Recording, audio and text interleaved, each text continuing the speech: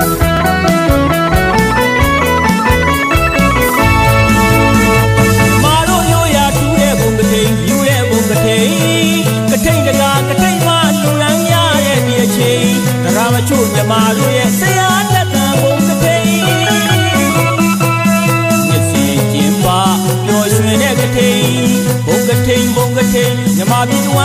မြက်ဘုံကတိ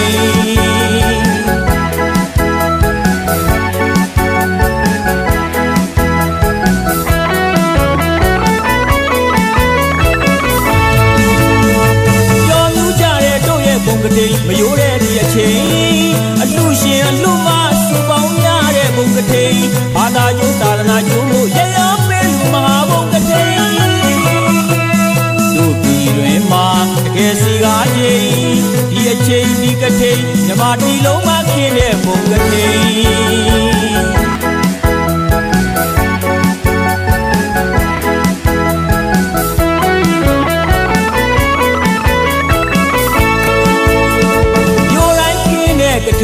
ရွာတိုင်းခင်းတဲ့ကတိမြမပြည်သူအပေါင်းတို့နှစ်တိုင်းပြည့်လူမြတ်ဘုံကတိတလားတဲ့ခင်းတဲ့ကတိတရက်တဲ့ခင်းတဲ့ကတိတကြိမ်လာပေါင်းစုတကြောင်နဲ့မှာပြည့်လူကြီးရိုးရမပြတ်ဘုံကတိတို့မြမပြည်ရဲ့ချစ်စရာမဟာဘုံကတိ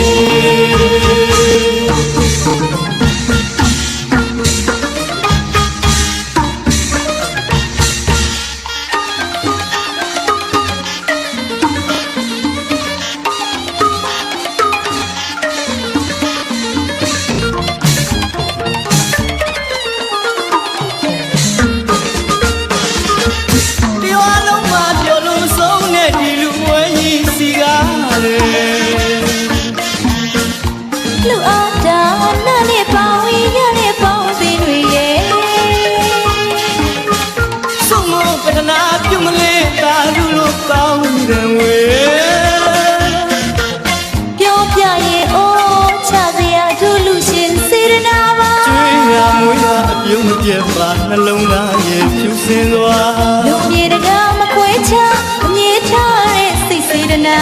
ကာသမမပါဒါနဟာအဓိကထားလူရရတဲ့လူရှင်မှာမဟာယံငုံချက်စပစ်ဆိုင်မှာစပယ်လို့ချွေဒီနေ့မှစရင်ဒုလူရှင်များနေတဲ့ရောက်ပါပြီ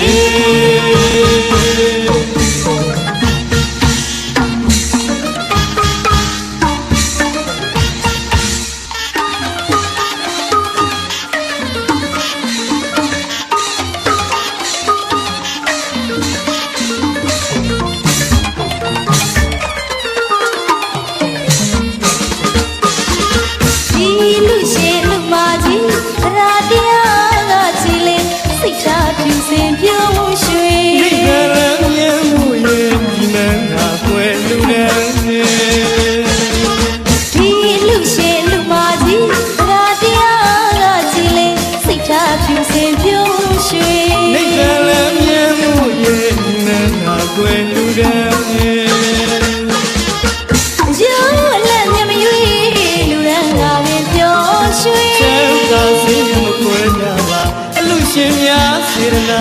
ရုံးအလက်မြမရွေးလူရန်ငါပင်ပျော်ရွှင်ချမ်းသာစိတ်မွေးရပါအလူရှင်များစေတနာစိတ်စီလန်းလေးခင်းချတဲ့နေဗန်ရောက်ွယ်မန်းတကြီးလည်းဒီရုပ်ွယ်ငါဘုံလာမယ်စိတ်စီလန်းလေးခင်းချတဲ့နေဗန်ရောက်ွယ်မန်းတကြီးလည်းဒီရုပ်ွယ်ငါဘုံလာမယ်စေတနာရဲ့ထူလာတဲ့စိတ်ချမြင်လို့ွယ်ကျမ်းမာချမ်းသာပေးမခဝဲလို့ရှင်များရဲ့စေတနာရဲ့ထူလာတဲ့စိတ်ချမြင်လို့ွယ်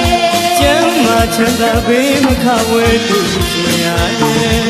မဟာယံကုန်ချက်စတဲ့ဆိုင်မှာစုပန်လို့ချွေဒီမှာစားလေတို့လူရှင်များရဲ့ရောက်ပါလေ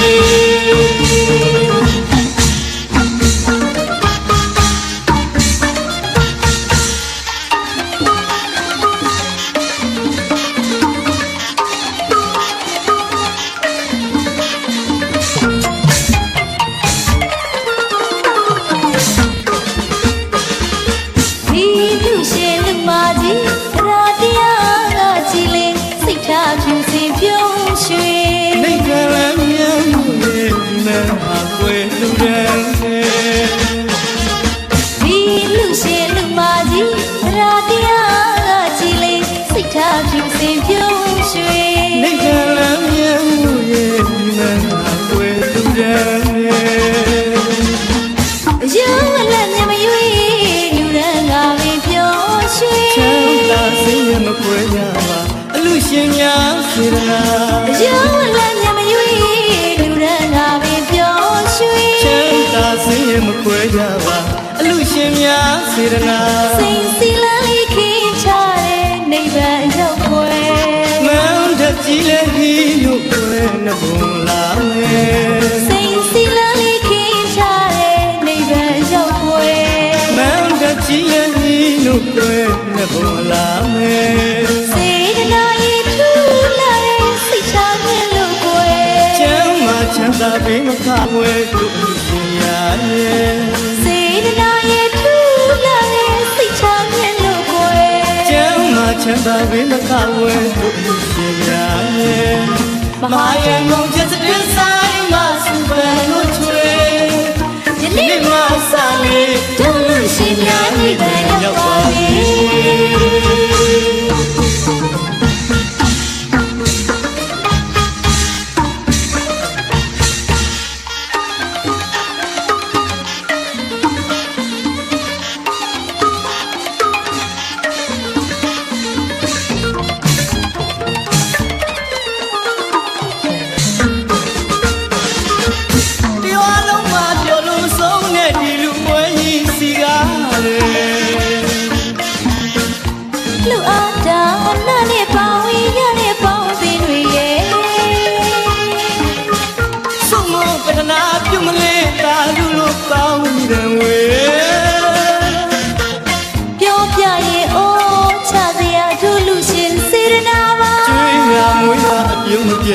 နှလုံးသားရဲ့ဖြူစင်သွားလူမြေတကားမခွဲခြားအမြဲထားတဲ့စိတ်စေတနာ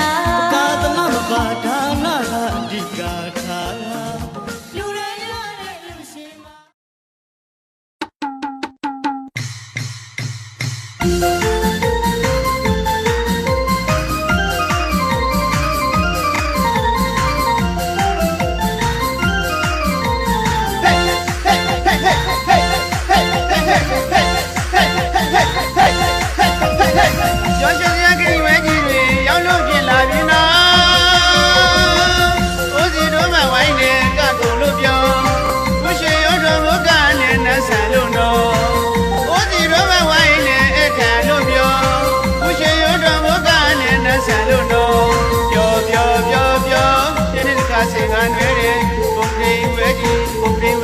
Yo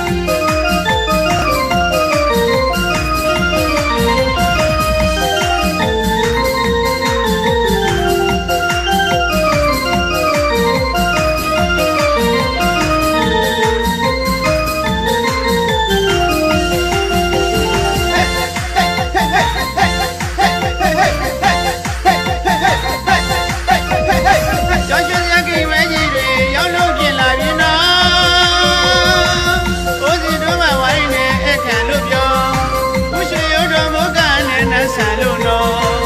ကိုစီတို့မဝိုင်းနဲ့ကခုံလို့ပြောကိုရွှေရတော်မကနဲ့နဲ့ဆန်လို့နော်ပြောဒီနေ့တကားစင်ကားနဲ့ပုံဂရီဝဲကြီးရောက်လို့လာပြီနော်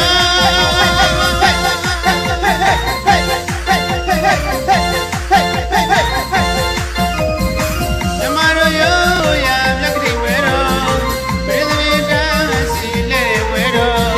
မြမတို့ရိုးရမြက်ကတိဝဲတော်ပြည်သူပြည်တန်းစီလဲဝဲတော်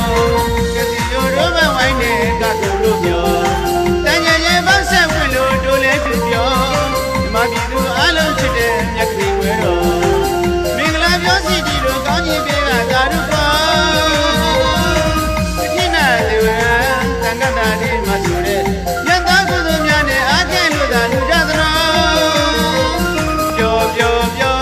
ပုံရီဝဲကြီးကျင်းပါလို့သာပြော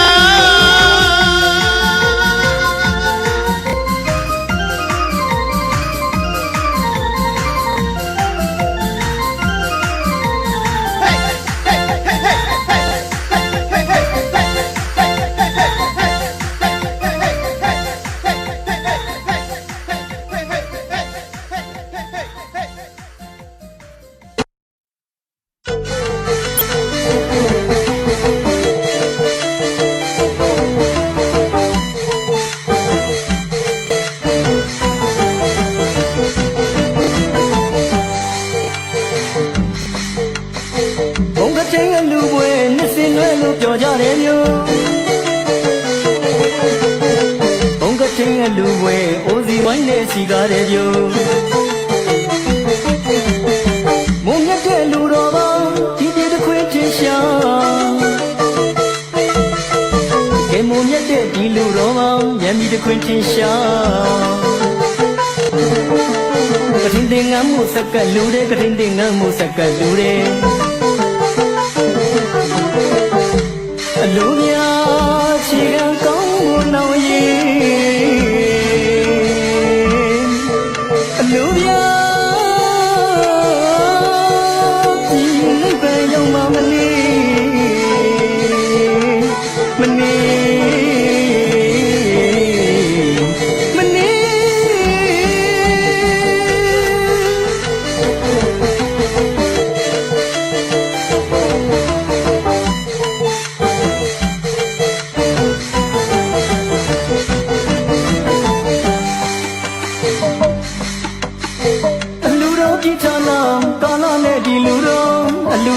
ဌာနကာလရဲ့ဒီလူတော်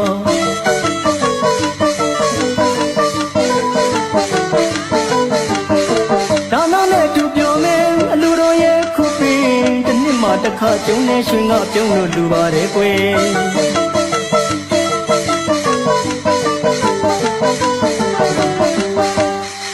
အလူပြရေနာဘုံစိတ်နဲ့တစ်ချင်းအလူပြရေနာဘုံစိတ်နဲ့တစ်ချင်း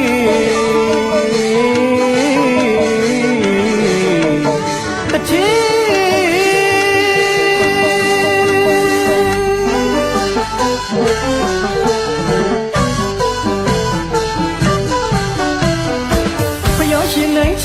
အလူတလားတွင်မှခင်းချင်းရတာကတင်ပွဲတော်ပါ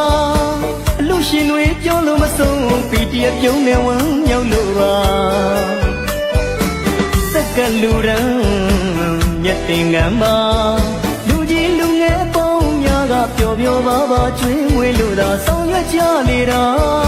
ဘုရားမစိတ်ကြောင်းမသိတဲ့အလူမဆိုပြန်တော့ကတင်ပွဲခေါ်ကြတာမြင့်မြတ်ပြရှိမြက်ကထိန်တင်ငန်းကြကြရာ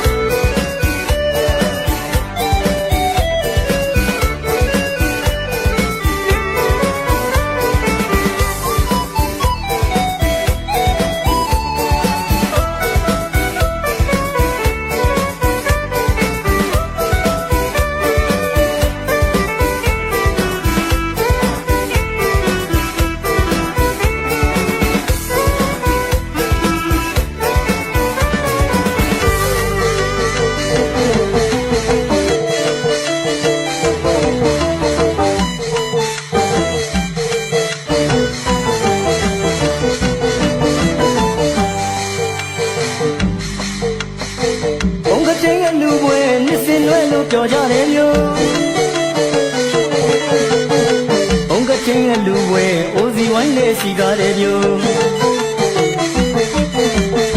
မုံမြတ်တဲ့လူတော်ပေါင်းဒီပြေတစ်ခွေချင်းရှာကဲမုံမြတ်တဲ့ဒီလူတော်ပေါင်းညံပြီးတစ်ခွေချင်းရှာ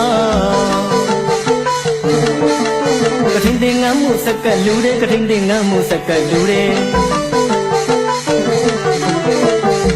အလူများချီကံကောင်းဖို့နောင်ရင်အလူများဒီလိပဲရောက်မှမနေ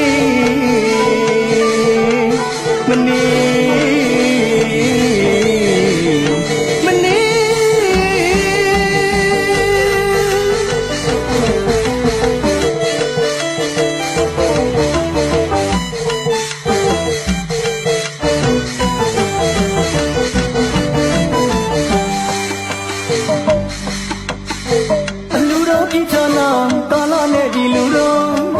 ပြည်ဌာန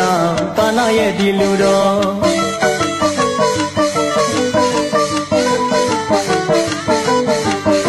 ဒါနနဲ့သူပြောမယ်အလူတော်ရဲ့ခုပင်တစ်နှစ်မှတစ်ခါကျုံနေရွှင်ကပြုံးလို့လူပါတယ်ကွယ်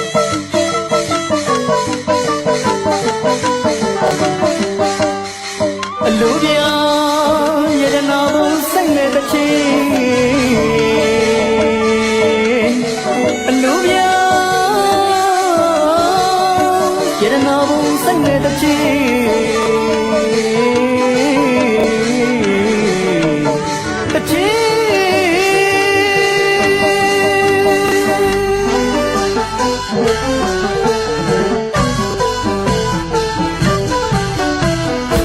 ဘုရားရှင်နိုင်ချီးမွမ်းအလိုတလားတွင်မှခင်းချင်းရတာအချိန်ပွဲတော်ပါအလူရှင်တွေပြောလို့မဆုံးပီတရပြုံးနေဝမ်းရောက်လို့ပါစက်ကလူရန်မြတ်တင်ငံမှာလူကြီးလူငယ်ပေါင်းများကပျော်ပျော်ပါပါကျွေးမွေးလို့သာဆောင်ရွက်ကြလေတာဘုရားမစိန်ကြောင်းမသိမ့်နေအလူမဆိုပြန်တော့ကတိမွေခေါ်ကြတာမြင့်မြတ်ပြရှိမြတ်ကတိန်တင်ငံကြကြတာ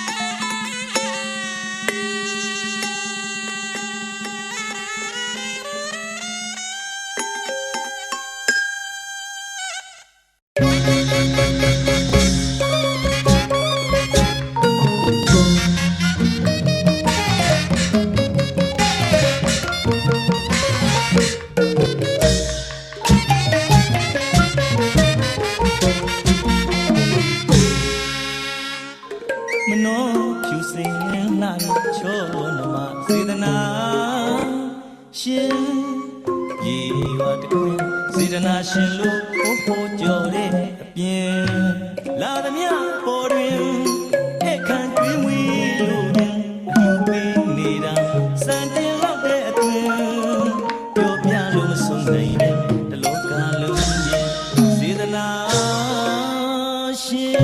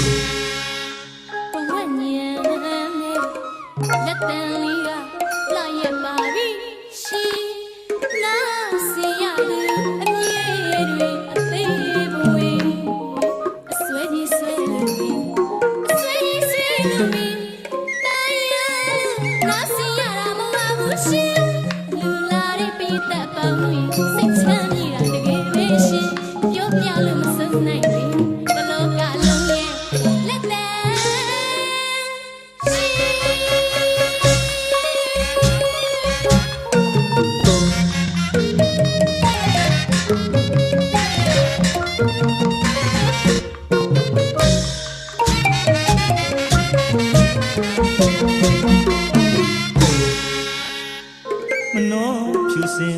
လာတဲ့ချောနာစေတနာရှင်ပြေရွာတခွင်စေတနာရှင်လို့ဘိုးကျော်လေးအပြင်းလာသမျှအပေါ်တွင်အခန့်တွင်မွေလို့အလှပေးနေတာစံတင်လောက်တဲ့အတွင်ပြောပြလို့မဆုံးနိုင်ပဲတလောကလုံးရဲ့စေတနာရှင်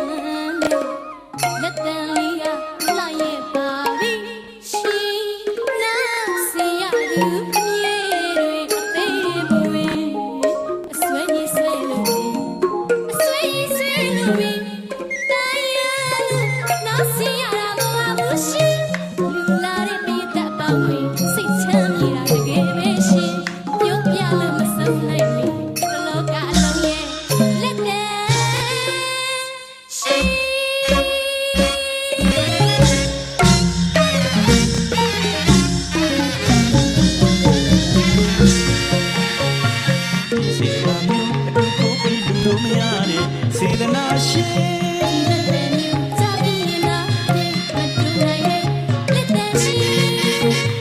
ဒီစေတနာမျိုးအတူတူပြီးလို့မရနဲ့စေတနာရှင်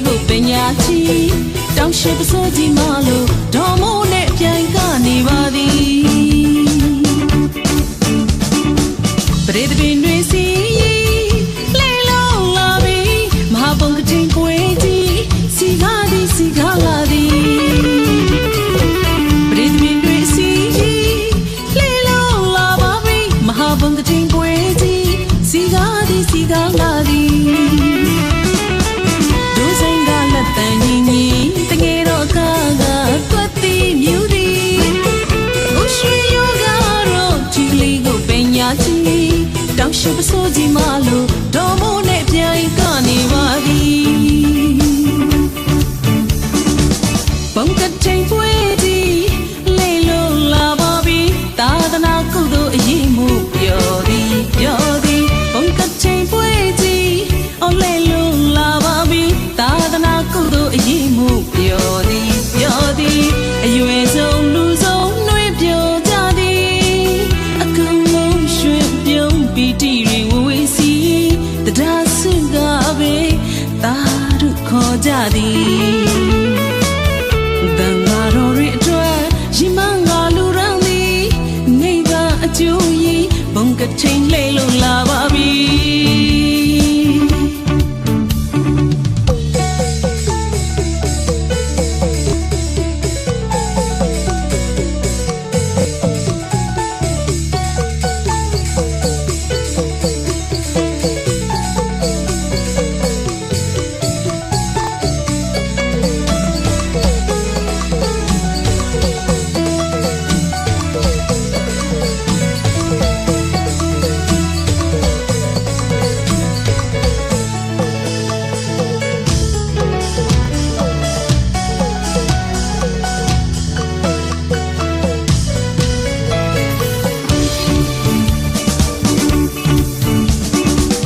ပြည်သူတွေစီလေလုံးလာပြီမဟာဘုံကထိန်ပွဲကြီးစီကားသည်စီကားလာသည်ပြည်သူတွေစီအော်လေလုံးလာပါပြီမဟာဘုံကထိန်ပွဲကြီးစီကားသည်စီကားလာသည်ဒုဆိုင်ကလက်တန်ကြီးကြီးတငယ်တော့ကာကပတ်တိညူသည်ဘုရှိယောကတော့ဒီကလေးကိုပညာချီတောင်ရှိပစိုးကြီးမလို့တော်မိုးနဲ့ပြန်ကနေပါသည်ဘုံကချိန်ပွဲကြီးလေလုံးလာပါပြီသာသနာကုသိုလ်အရေးမှုပြောသည်ဘုံကချိန်ပွဲကြီးအော်လေလုံးလာပါပြီသာသနာကုသိုလ်အရေးမှုပြောသည်အရွယ်ဆုံးလူဆုံးနှွေးပြောကြသည်အကုန်လုံးရွှင်ပြုံးပီတိတွေဝဝေးစီတရားစုကပဲသာဓုခေါ်ကြသည်တန်ဃာတော်တွေအတွက်ရင်မငါလူရန်သည်နေပါအကျိုးကြီးဘုံကချိန်လေလို့လာပါပြီဘုံကချိန်ပွဲကြီးလေလို့လာပါပြီသာသနာကုသိုလ်အရေးမှုပြောသည်မောကချိန်ပွဲကြီးအော်လေလုံးလာပါပြီသာသနာကုသိုလ်အရေးမှုပြောသည်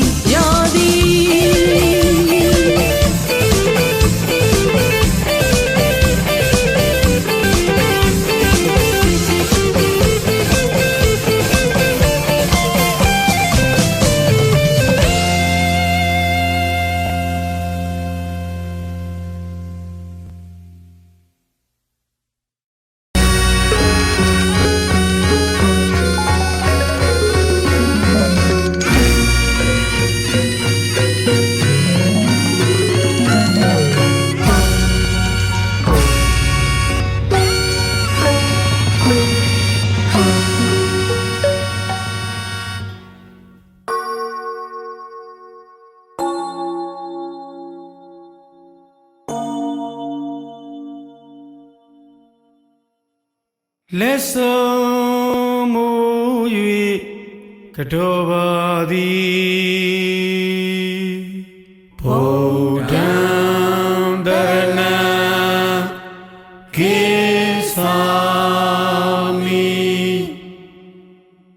ဓမ္မံတရဏံကိသာမိသံဃံတ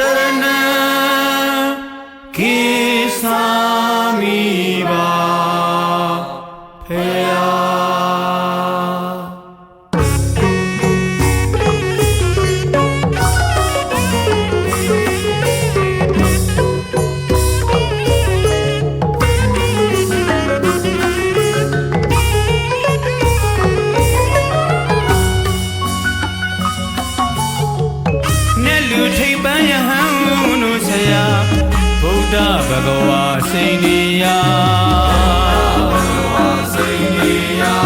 ကျေးဇူးတော်အစုံဂုဏ်တော်နန္ဒတခိုးတော်နန္ဒခန္ဓာဉာဏ်တော်အနန္နာရှင်ရွှေဘုန်းတော်သခင်ဖြစ်တော်မူသောဗုဒ္ဓရှင်တော်အာထာတွေ့တာကိုယ်ွယ်ရာနေညခါကယုံကြည်စွာစိကပ္ပဟိကရောပါဟိဘုဒ္ဓံတရဏံကိသာမိ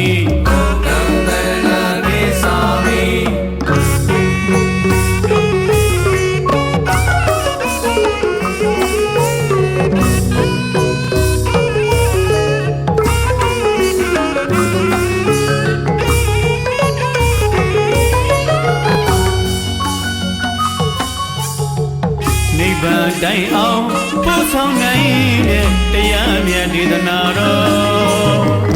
မြတ်ကလေးရန်ဖူလေးရန်ပရိယတိပရိပတ်တိစေပါရှိတရားတော်မြတ်ကြီးအာထာတွေ့တာကိုယ်ွယ်ရာနေညခါကယုံကြည်သွားစိကပ္ပဟိကရောပါဟိဓမ္မံတရဏံကိသာမိဓမ္မံတရဏံကိသာမိ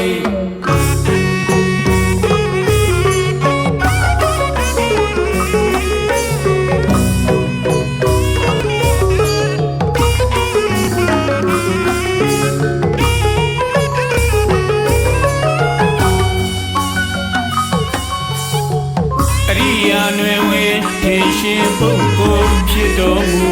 ခါတော်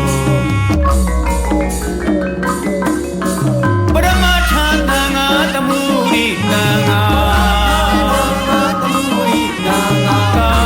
နာတော်ကိုထိမ့်သိမ့်နေတဲ့ဘုရားသာတော်သံဃာတော်တွေအာထာတွေ့တာကိုယ်ဝဲရာနိညာခါကယုံကြည်သွားစိကပ္ပဟိကရောပါဟိသံဃံတရဏံကိသာမိကရောပါတိဘုဒ္ဓံတရဏံကိသာမိဓမ္မံတရဏံကိသာမိဓမ္မံတရဏံကိသာမိဓမ္မံတရဏံကိသာမိဓမ္မံတရဏံကိသာမိပါ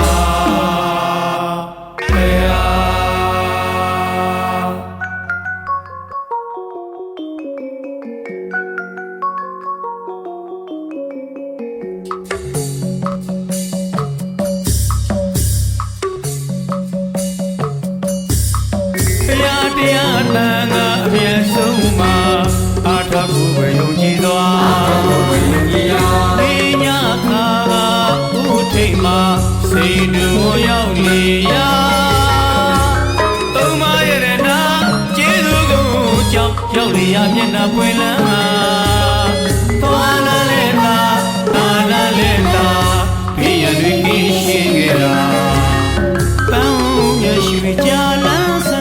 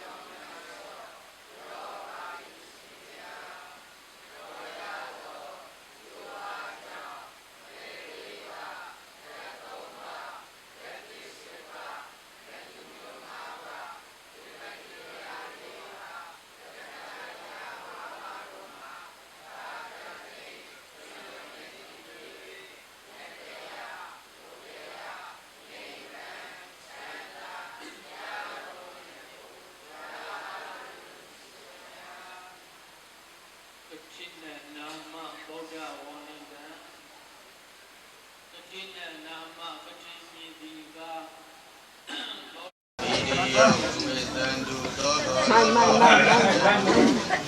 အာတိဘုံဒုံတရာယာသုတိရိယာဘဝသဗ္ဗေတိယောလုံးစုံသောပုဂ္ဂိုလ်တ attva မနမြတ်တို့ဒီလိုကံလူကြံမှချမ်းသာကြပါစေခြင်းသူငါ၎င်းတရားမြတ်ဆုံးယရနာတရားမြတ်ဆုံးယရနာသံဃာမြတ်ဆုံးယရနာဤရနာမြတ်သုံးပါးပေါင်းတို့နှင့်မိဘဆရာသမားတို့အားယောတိမြတ်တို့လက်ဆုံးကိုရခြင်းကိုပူဇော်မှုအံပါတိတရဏိနာသာဟာ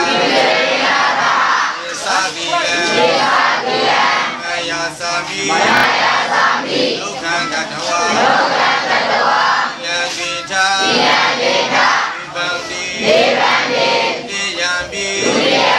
တတေယံပိဗန္တိနိနာတာရာသာတိယမယာသာမိဒုက္ခံကတဝါဧကံတိသမဝရမိတံဝရိထာနမောတက္က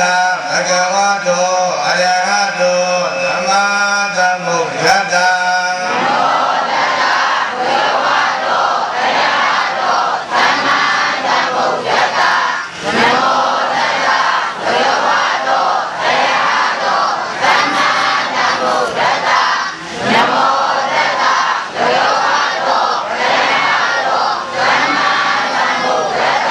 သံဃရဏံကိသာမိဓမ္မံကရဏံကိသာမိသံဃံကရဏံကိသာမိဘုဒ္ဓံကရဏံကိသာမိဓမ္မံကရဏံကိသာမိသံဃံကရဏံကိသာမိဒုတိယမိဘုဒ္ဓံကရဏံကိသာမိဒုတိယမိဓမ္မံကရဏံကိသာမိဒုတိယမိသံဃံကရဏံမိဘုဒ္ဓံကရဏံကိသာမိဒုတိယမိဓမ္မံကရဏံကိသာမိဒုတိယမိသံဃံကရဏံကိသာ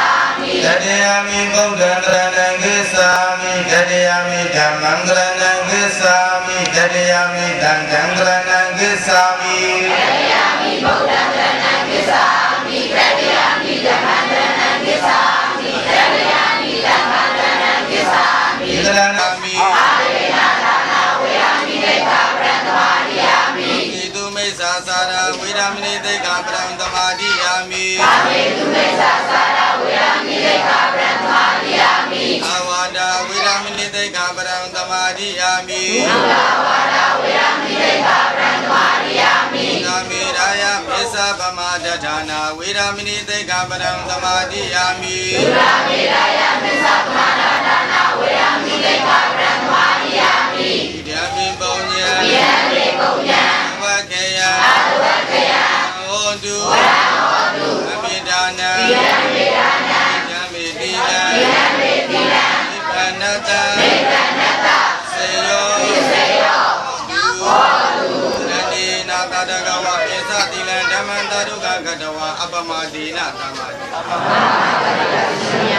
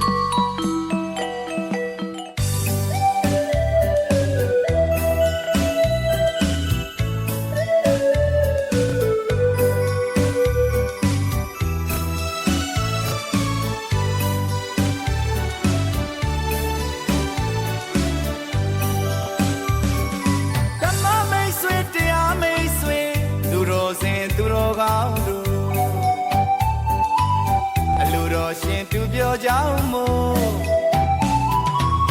စိတ်ချမ်းမြောနိဗ္ဗာန်သောဗိမာန်ခေါ်လို့ဗိမာန်ဘောတို့ဘုရားတကားဘုရားမတို့ အမကွာတရားရဖို့တရားနာကြွကြပါပြုတရားနာကြွကြပါပြုတရားနာကြွတော်မူကြပါလေရော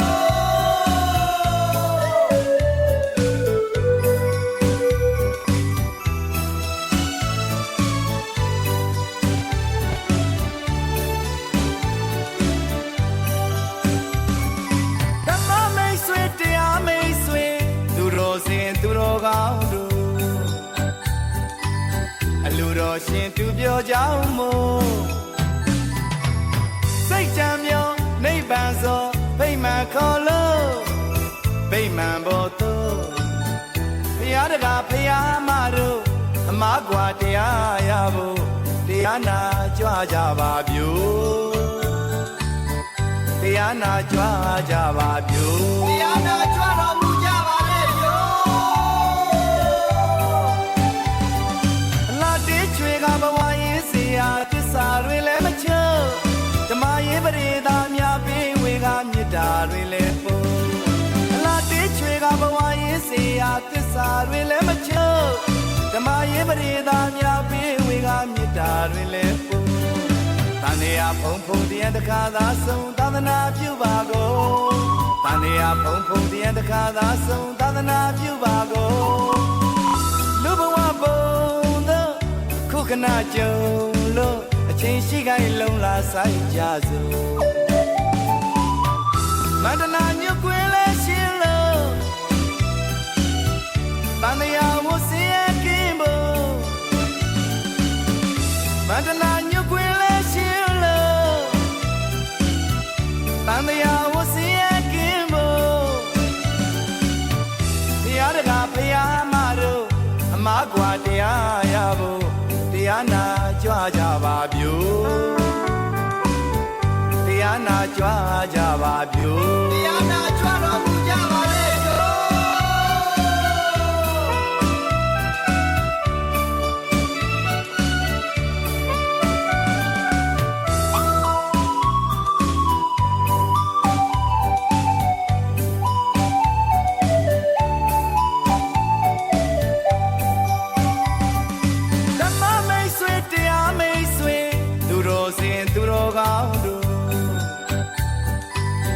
လူတော်ရှင်သူပြောကြောင်းမို့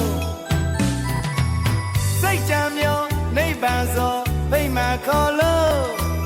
ဗိမာန်ဘောတို့ကဘုရားမတို့အမကွာတရားရဖို့တရားနာကြွကြပါပြုတရားနာကြွကြပါပြုတရားနာကြွတော်မူကြပါလေရော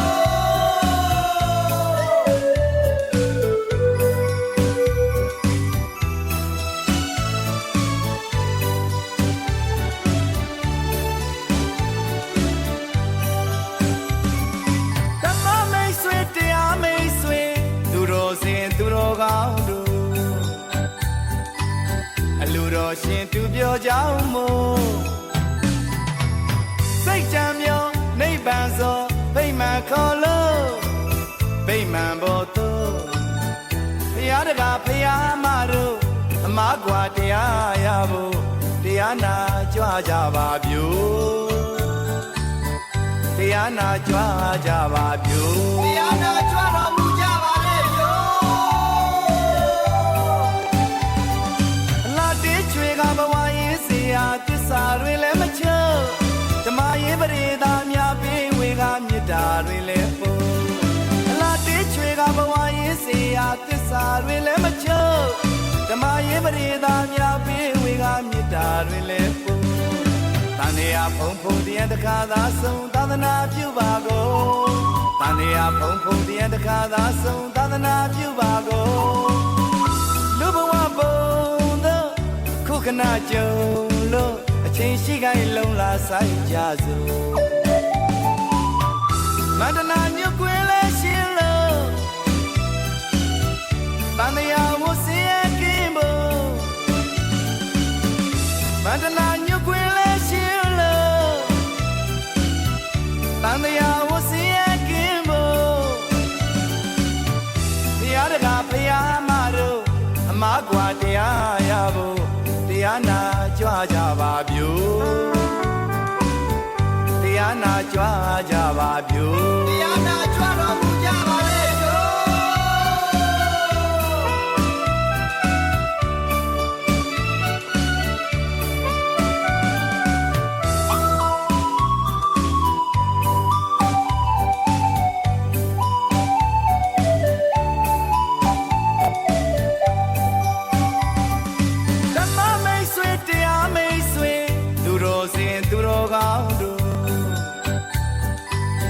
လူတော်ရှင်သူပြောကြောင်းမို့စိတ်ကြံမျောနိဗ္ဗာန်သောဗိမာန်ခေါ်လို့ဗိမာန်ပေါ်သို့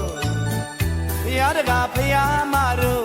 အမကွာတရားရဖို့တရားနဲ့ပြန်ပြေတော်ဦးလေးကိုဇေတော်အကြောင်းတော်မှာတရင်သုံးတော်မူတဲ့အခါတုန်းကဤတရားတရားတော်ကိုဟောကြားတော်မူခဲ့ဘယ်လိုစတင်ပြီးတော့ဟောကြားခဲ့တယ်လဲဆိုတော့သလေနာဘာကရဝိငါသလေလေးဝဝိသုသတိစိတ်ဒေနာဘာကရဝိငါစိတ်လေးဝဝိသုသတိသလေနာရေကြောင့်ဖြစ်ပေါ်ရလာသောဝါရှိတော်ညီကြီးမှန်သမျှတွေကိုသလေနာရေပြည့်သုတ်ခြင်းရှင်တွင်ပြလန်းပါတာလေသာရှင်မင်းတို့ဒီမမေ့မလျောမဘောမသာတတိပတိတရားဖြင့်တမ္မာတိကိုကြီးကိုကနေကြပါရဲ့လို့ဘဂဝါဘုံတော်ဆောင်ပါတဲ့ဘုရားရှင်ကိုတော်မြတ်ဒီဒီဒေသေကရုဏာရှိတာမေတ္တာတော်အပြင်ကောင်းစွာအသွေးဟောကြားဆုံးမတော်မူခဲ့ပါ၏တည်း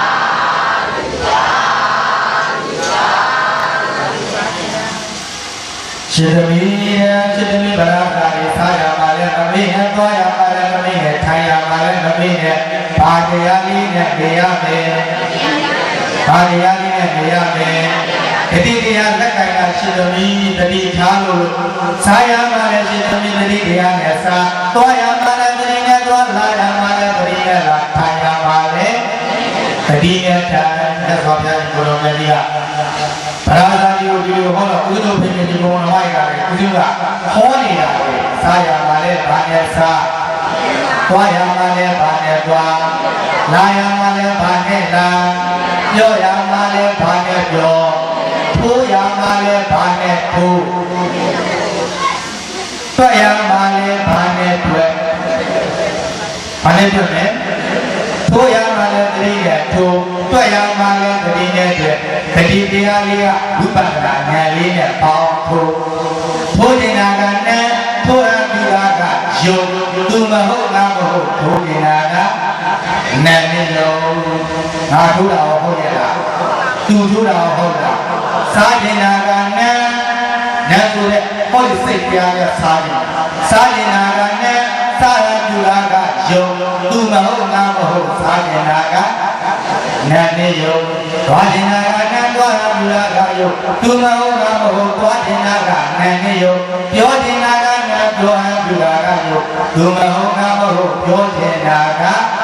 နာနေရောတဲ့လက်တော်ပြရင်ကိုတော်မြတ်ကြီးကဗရာဇာတိကိုဟောနေတဲ့အတိုင်းပဲသူတို့ဒီဘဝမှာဒီလိုလေးပဲရုပ်တရားနဲ့နာတရားပဲရှိရဘာတရားနဲ့ဘာတရားစားတရားကနာတော့စားတရားကစားရယူတာကယုတ်သူလည်းမဟုတ်ငါလည်းမဟုတ်စားတရားကသွားနေတာကနာသွားယူတာကယုတ်သူလည်းမဟုတ်ငါလည်းမဟုတ်သွားနေတာကဘာတရားနဲ့ဘာတရားဘာတရားနဲ့ဘာတရားယုတ်တရားနဲ့နန္တရားသွားနေတာကိုယုတ်တရားနဲ့နန္တရားပြောနေတာယုတ်တရားနဲ့နန္တရားစားနေတာယုတ်တရားနဲ့နန္တရားထိုးနေတာယုတ်တရားနဲ့နန္တရားတွက်နေတာငါတွက်တာဟုတ်သလားငါစားတာဟုတ်သလား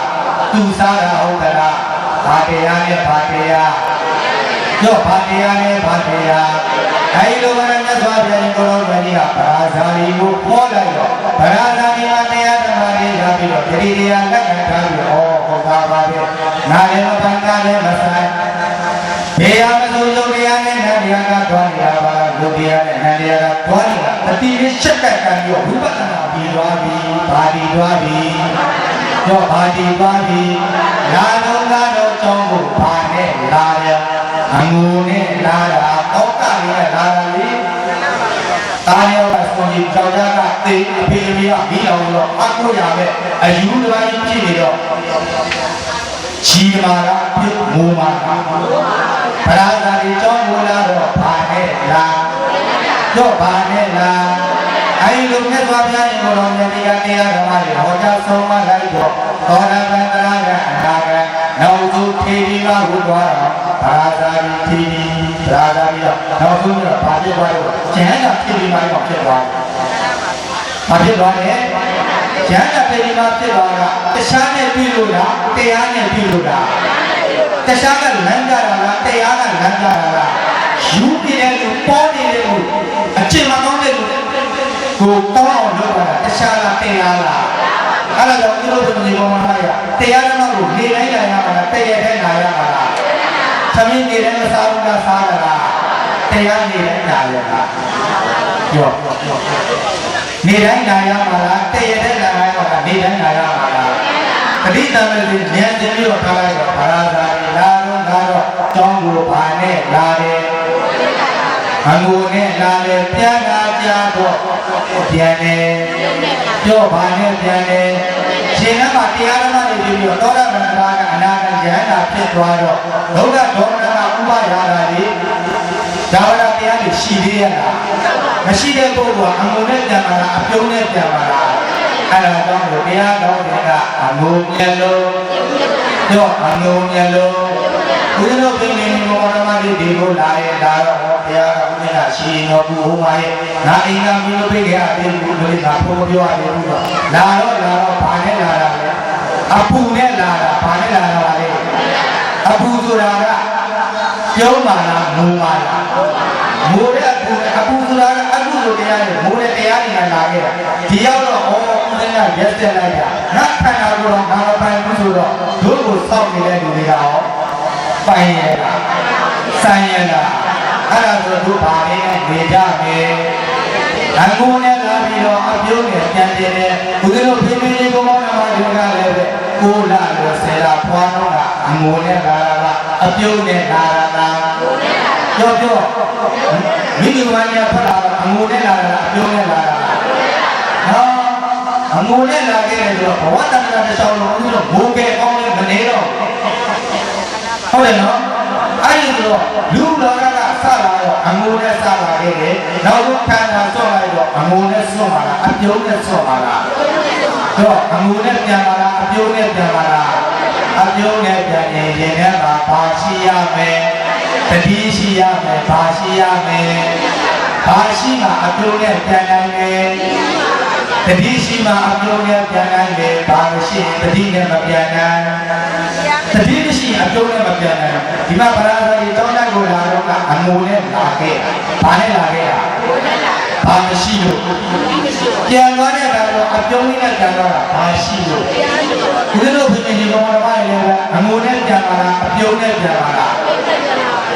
အငိုနဲ့ပြန်လာတာအပြုံးနဲ့ပြန်လာတာအပြုံးနဲ့ပြန်ရင်ဘာရှိဖို့လိုလဲတရတဲ့ရှိရမှာလားနေတိုင်းနေတိုင်းရှိရမှာလားတလာလည်းရှိရမှာလားလာတိုင်းလာတိုင်းရှိရမှာလားဘာရထားလို့ဘာမျိုးတွေအေးကိုပိုင်ရလားဆိုင်ရလားဘာမျိုးတွေတင်မျိုးတွေဆိုဘာရှိရမယ်အငိုနဲ့စခဲ့တဲ့ဘဝမှာအပြုံးနဲ့ပြန်ရင်ဘာရှိရမယ်ဘာရှိရမယ်ဒီအိမ်တော်နဲ့သက်သွားပြန်ရင်တော့ပြန်ကြည့်တာရှင်မင်းဗရာဇာတိဘောမောရတာအပြုံးနဲ့ပြန်တဲ့တရားဒေသနာတော်ကိုဟောကြားနိုင်တဲ့ကံမှာတရားနာပေးတဲ့ဘောင်းတော်ဘောင်းတော်ကတော့တော်ရမတည်တဲ့ဘုရားတရားတွေတရားဓမ္မတွေနဲ့အငိုးပဲလာခဲ့တဲ့ဗရာဇာတိဘောအကြောင်းပြုရောနာကြတဲ့ပုဂ္ဂိုလ်မှန်တရားတွေကလည်းကုသိုလ်ကောင်းမှုတွေနဲ့တော်ရမှာတရားကအနာကဉာဏ်ထားရည်ဖြစ်ပေါ်ကြသွားတယ်။ဘာနဲ့ပြန်ခိုင်းတာဘာနဲ့ပြန်ခိုင်းတာဘာနဲ့စားခဲ့တာဘဝတဏ္ဍာကဘာနဲ့စားခဲ့တာဘဝတဏ္ဍာဆုံးရင်ဘာနဲ့ဆုံးရမယ်ဘာရှိဖို့လိုတယ်ဘာရှိဖို့လိုတယ်တနေ့လည်းရှိရမှာလားနေ့လည်းရှိရမှာလားအဲ့ဒီတတိတေလို့ရှိရင်အကုသိုလ်တရားတွေဘာမှမဟုတ်ကုသိုလ်တွေကြီးတယ်ဝယ်ပါအဲ့ဒါကြောင့်ဘုရားတို့ပြင်းပြင်းကြီးကောင်းတာပါလေအငိုနဲ့လာပြီးတော့အပြုံးနဲ့ပြန်တဲ့ပုဂ္ဂိုလ်တွေဖြစ်နေကြပါလေတနေ့တည်းရဲ့ဒီလိုတရားဓမ္မ လို့မနာတော့နေတဲ့တိုင်းလာပြီးတော့ဘေသွားသွားဖေးလာတာဘာလို့လို့တတိတရားလက်ခံထားပြီးတော့ဘဝတန်ခါတိတွေမှာကျမ်းကျမ်းမာမာနဲ့ဆံရတာကရှောင်းနိုင်တဲ့ပုဂ္ဂိုလ်မြတ်တွေဖြစ်နိုင်ကြပါစေလို့ဆုတောင်းပနာတာပြုပြီးတော့ကာရဘုံရှုမယ်တရားသိတယ်လို့ရှိခန္ဓာဓာတိနေဝေအမတ္တရာမိဂောဝယဓမ္မတေနာတာအပမတိယတမတိတာဘေကဝေရှိတာจิตတိရောဝယဓမ္မတေနာရာယုံနဲ့ဓမ္မသင်္ကာရသဘောတရားတို့ဆိုတာဖြစ်ပြီးရင်ပြတ်တဲ့သဘောတရားရှိကြလေလို့ဤအပမတိယတမတိတာသိရှိတာရှိတဲ့မျိုးဒီမမိမလျောမဘောမတာဒီဝိရိယတရားဖြင့်တမတိတာနေတိုင်းနေတာနေတိုင်းရတိုင်းရတိုင်းမှာနိုင်လည်းမြင်ရစကိုင်းတိုင်းမှာကမ္မတွေ့တာဒီတရားကထားပြီးဘုဇင်ကုဏနေကြပါရဲ့လို့ဘဂဝါဘုရားဆောင်ပါတဲ့ဘုရားရှင်ကိုတော်မြတ်ကြီးဒီတေကရုဏာရှိတာမေတ္တာတော်အားဖြင့်တောင်းဆိုမပြေဩဇာဆုံးမတော်မူခဲ့ပါ၏သုံးတည်း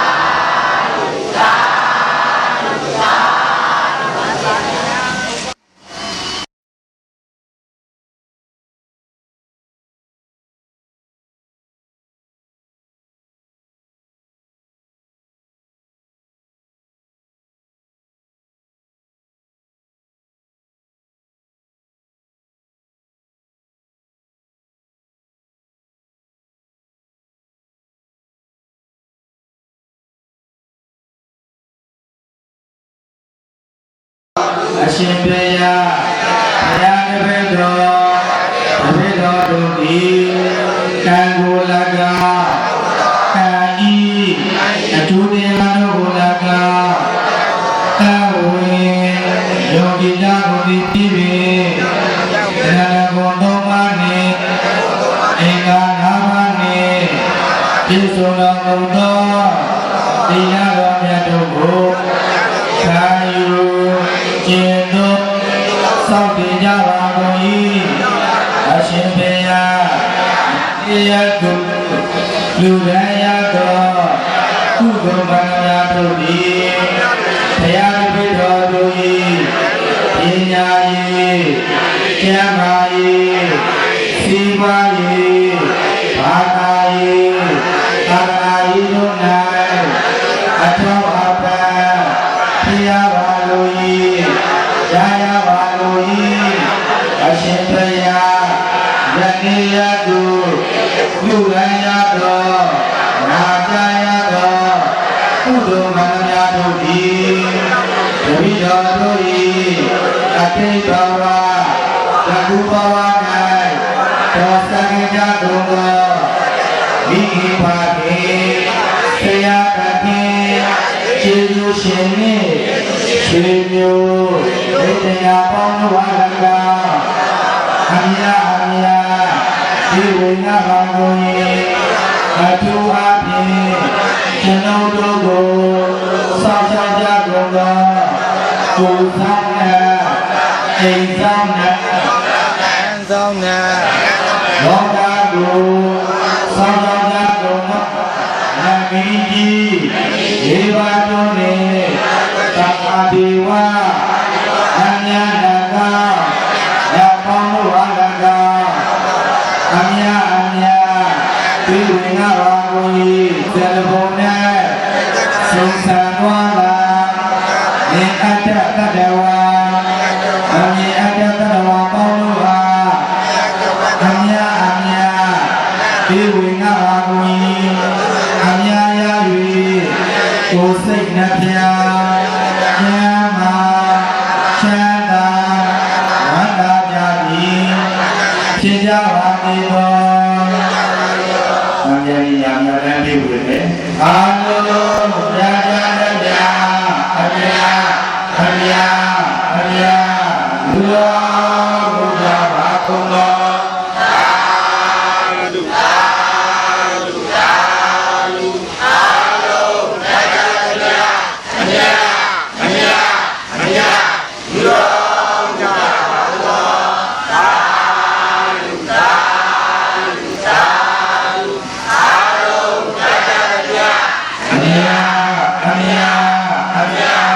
လူ ဘုရားဘုရား